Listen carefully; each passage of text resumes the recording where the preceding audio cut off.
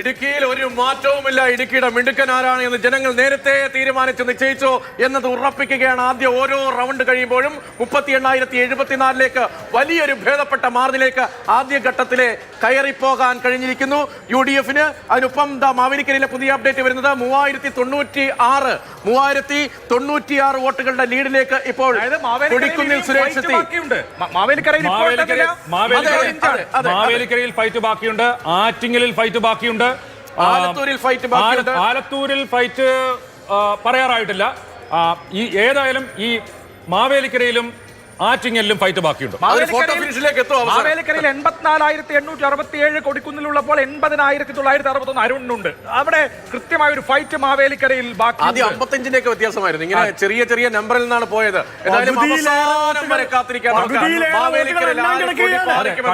കണ്ണൂരും കാസർഗോഡും ആദ്യഘട്ടത്തിൽ LDF മുന്നിലെത്തിയിരുന്നു, ലീഡുണ്ടായിരുന്നു, സ്ഥിരമായ ലീഡുണ്ടായിരുന്നു. പക്ഷെ അത് രണ്ടും പോയി. കണ്ണൂരിൽ കെ സുധാകരൻ 12,245 വോട്ടുകൾക്കും കാസർഗോട്ട് രാജ്മോഹൻ ഉണ്ണിത്താൻ 11,000-ലധികം വോട്ടുകൾക്കും ഇപ്പോൾ മുന്നിലാണ്.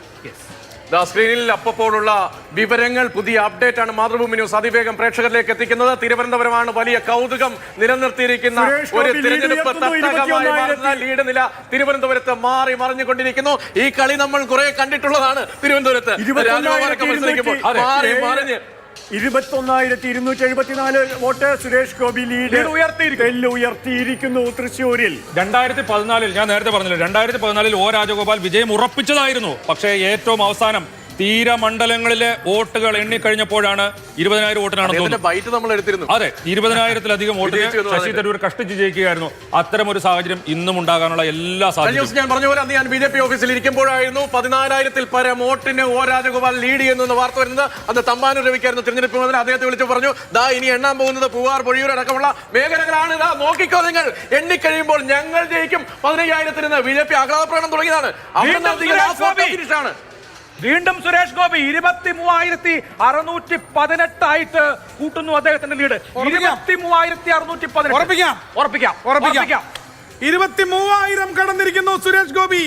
VS സുനിൽകുമാർ അവിടെ രണ്ടാം സ്ഥാനത്തേക്ക് പോകുമ്പോ K മുരളീധരൻ വോട്ടെണ്ണലിന്റെ ഒരു ഘട്ടത്തിലും രണ്ടാം സ്ഥാനത്ത് പോലും എത്തിയിട്ടില്ല. മൂന്നാം സ്ഥാനത്താണ് തൃശ്ശൂരിലെ കോൺഗ്രസ് നേതൃത്വം. മറുപടി പറയേണ്ടി വരില്ലേ രാജീവ്?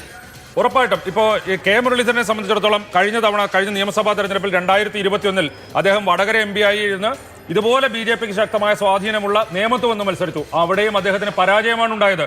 അതുപോലെ ഇത്തവണ ഇങ്ങനെ ഒരു മത്സരത്തിന് തൃശ്ശൂരിൽ വന്നു, അവിടെ ജയിക്കാൻ കഴിയുന്നില്ല എന്ന് മാത്രമല്ല മൂന്നാം സ്ഥാനത്തേക്ക് പിന്തള്ളപ്പെടുക എന്ന് പറഞ്ഞു കഴിഞ്ഞാൽ K മുരളീധരന് വലിയ തിരിച്ചടിയാണ്. ആറ്റിങ്ങലാണ് പിന്നെ മത്സരം നടക്കുന്ന മണ്ഡലം. അവിടെ 1,890 വോട്ടിന്റെ ലീഡേ ഇപ്പോൾ അടൂർ പ്രകാശിനുള്ളൂ. ആറ്റിങ്ങലിൽ 1,890 വോട്ടിന്റെ ലീഡേ ഉള്ളൂ അടൂർ പ്രകാശിന്.